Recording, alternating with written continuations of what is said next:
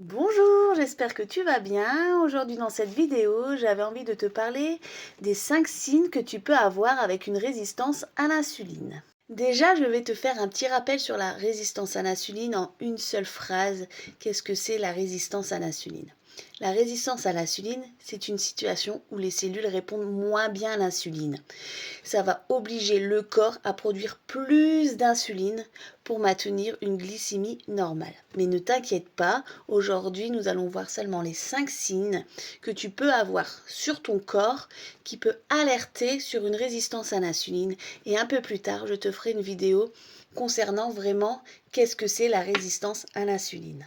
Premier signe que tu peux avoir avec une résistance à l'insuline, ce sont les taches un peu brunâtres, un peu foncées que tu peux avoir sur ton corps, notamment au niveau de l'arrière-cou, donc là, sous les aisselles et au niveau articulaire. Si tu as des taches comme ça, tu peux être vraiment résistant à l'insuline.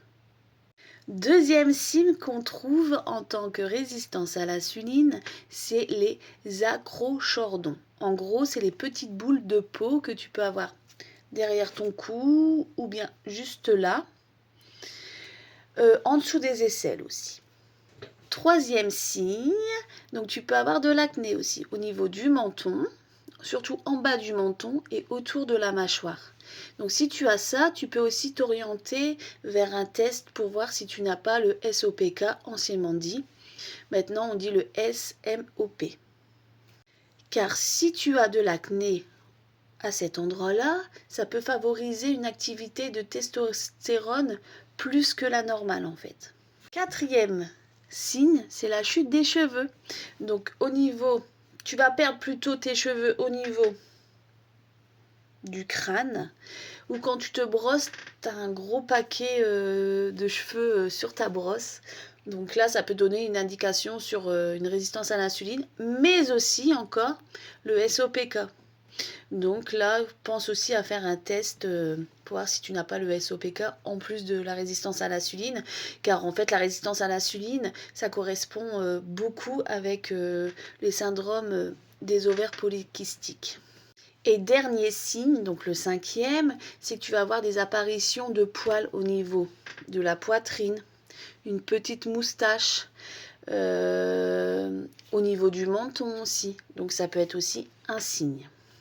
Donc si tu as l'un des 5 signes, va demander à ton médecin traitant de te prescrire une ordonnance pour aller faire une prise de sang, pour doser ton NOMA, pour voir si tu n'as pas une résistance à l'insuline. N'oublie pas aussi de demander de faire ta glycémie à jeun. Donc tu dois être à jeun au moins 12 heures avant ta prise de sang, surtout c'est très très important.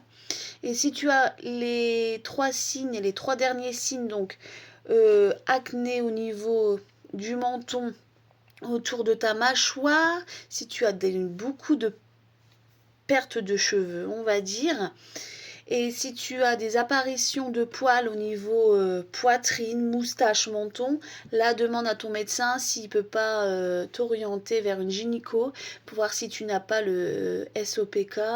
Maintenant on dit le SMOP, hein, pour rappel. Donc voilà. Sinon, je te dis à très bientôt pour d'autres vidéos, pour d'autres recettes, vidéos recettes aussi. Si tu as des questions, n'hésite pas à me laisser un petit message privé ou bien en commentaire. N'hésite pas à liker, à partager, à t'abonner à moi, c'est très important. Et c'est gratuit et ça fait plaisir. Je te dis à très bientôt pour de nouvelles vidéos. Bye!